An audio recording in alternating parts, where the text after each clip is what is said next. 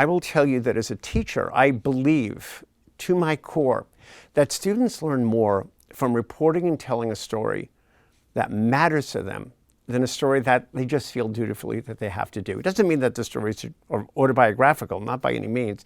A story that really resonates for them. Again, a story that tells them about themselves. The birth of the newsletter, actually, of Writerland happened somewhat, I guess you could, not quite by accident, but serendipitously.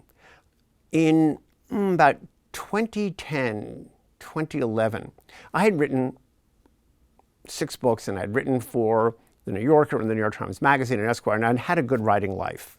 And I was enjoying a good writing life. And I was getting ready to write a new book.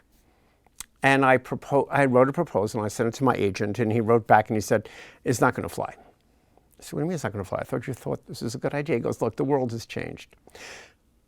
For all of us, those of us who came of age at a certain time, the analog world as opposed to the digital world, and before there was real consolidation in publishing. And he said, "Look, unless you can come up with an idea that a publishing house sees as a sure seller, it ain't going to fly." Actually, what he said is, "You're toast." That hurt. So I said, "Fine, I'm not going to write anymore. I'm going to stop writing. I'm going to become a publisher, and I'm going to be able to publish people the way I want to publish them." And that was fine for years, for 8 years. For 8 years, I stopped writing. I never in a million years ever thought I would spend 8 years not writing. And then, I guess it was 2019, my daughter mentioned in passing that she was going to be taking a trip to Israel. And I said, "Oh, you know what?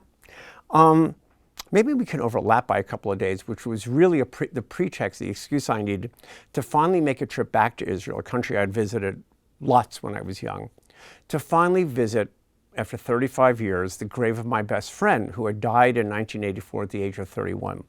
He was buried in Israel on a remote stretch of the Negev desert outside of this kibbutz that he helped found. Her plans changed. I went, and I said, "Well, I don't know if I'm going to write." I don't know if I'm going to write. Of course I was going to write. I brought a notebook. I brought his letters that I had found. I came back, and I started to write, and I wrote for 3 weeks.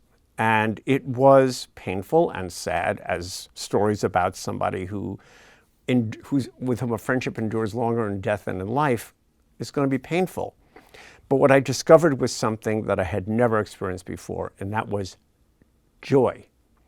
I know that sounds heretical to say that I was enjoying the writing, but I was.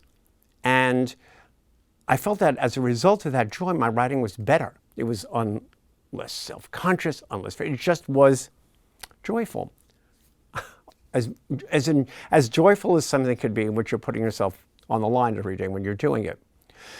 And so I felt that if I could enjoy this, if I could have this experience, surely other writers could do it. And if they could, well, the stories would be better, and the readers would be happier, and you would complete this virtuous circle.